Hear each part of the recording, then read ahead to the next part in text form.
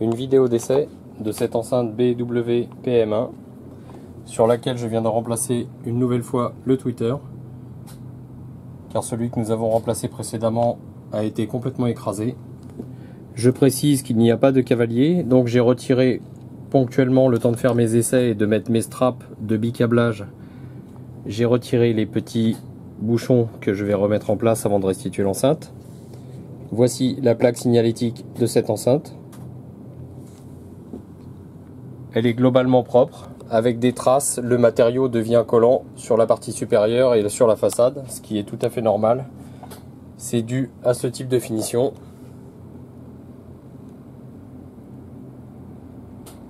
Donc, comme sur le dossier précédent, je constate toujours cette rayure sur la partie supérieure. Vous la voyez ici au centre de l'image, à côté du tweeter. Voici donc le tweeter déformé. Le nouveau tweeter est en place. Je vais retirer délicatement la protection. Vous voyez, il est en parfait état. Il n'y a aucune déformation. Le joint est correctement mis en place. Donc je remets la grille de protection en veillant à bien la centrer.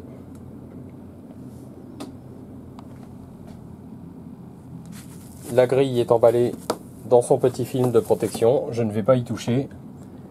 Vous voyez ici le côté gauche de l'enceinte, la façade, le côté droit. Donc la trace sur la partie supérieure, des traces dans le sens du fil du plastique là, que vous voyez ici assez nettement. Donc ça, je ne vais absolument pas y toucher. Donc il y a des petites traces de peluche, c'est dû à l'enveloppe. Donc là aussi, je n'y touche pas. Je risque de faire plus de traces en essayant d'enlever les petits résidus de la housse de protection. Donc je vais remettre la housse de protection une fois que j'aurai terminé mes essais. Et je vous montre donc, grâce à une application de test informatique raccordée sur mon ampli Rotel A14.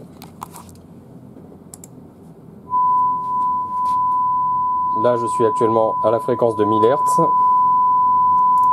Je vais aller faire un test des basses fréquences. Donc le boomer est neuf, hein, il n'y a aucun souci de fonctionnement au niveau du boomer. On a une réponse sans fréquence correcte jusqu'à au moins 50 Hz. J'entends même encore le 40 Hz, donc c'est tout à fait honorable. Maintenant je monte en fréquence, 100, 125, 160, 200 Hz, 250, 315, 400, 500, 630, 800, 1000, donc la fréquence de référence, 1250, 1600, 2000, 2005, 3150, là on entend clairement que c'est le tweeter qui prend le relais, 4000, 5000, 6300, 8000 et 10 000. Donc j'arrête ici cette montée en fréquence, vous le voyez, je suis à 10 kHz. Le micro de mon caméscope n'a pas la capacité d'enregistrer des sons supérieurs à cette fréquence. Donc je redescends.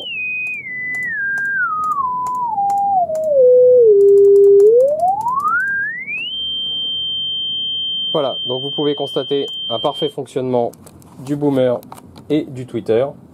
Et le parfait état du tweeter juste avant qu'il ne quitte nos ateliers. Donc il est vrai, malheureusement, cette grille magnétique ne tient pas bien du tout. Idéalement, il faudrait transporter cette enceinte uniquement dans son emballage d'origine, où il y avait un dégagement pour protéger le tweeter. Donc je vais remettre la housse de protection.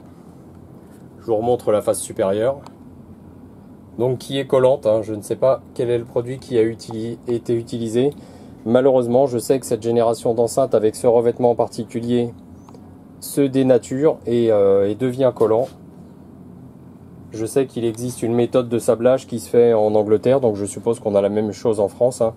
On fait un micro-sablage, mais malheureusement, il faut protéger absolument les joues en bois. Donc c'est vraiment quelque chose qui nécessite une mise en œuvre très particulière. Donc l'enceinte est en très bon état, si ce n'est la surface collante, les petites traces ici dans le fil, dans le sens de l'enceinte. Et ici la trace sur la partie côté supérieur droit du tweeter. Donc vous la voyez assez nettement ici, je le pense. Donc l'enceinte est en très bon état. Je remets les capuchons pour obstruer les bornes une fois que j'aurai retiré mes gros cavaliers de bicablage. Je déconnecte bien sûr l'enceinte et nous la remballons le mieux possible. Et nous demandons au client d'être le plus attentif possible et le plus soigneux possible lorsqu'il va la déballer. Il faut absolument veiller à ce que la grille de protection soit toujours en place pour ne pas risquer d'endommager à nouveau le tweeter comme c'est le cas ici. Allez, je déconnecte tout, je réemballe l'enceinte et nous allons pouvoir la réexpédier. Maintenant ça sera semaine prochaine, je pense que ça va être trop juste pour cette semaine car nous allons atteindre le pont du 15 août et nous préférons éviter tout envoi pendant cette période estivale où l'enceinte risquerait de se perdre dans le transport. Donc je vous montre une dernière fois hein, le tweeter à travers la grille. On voit très nettement qu'il quitte nos ateliers en parfait état. Il n'est pas déformé, pas enfoncé. La grille est en place et l'enceinte est globalement en très bon état.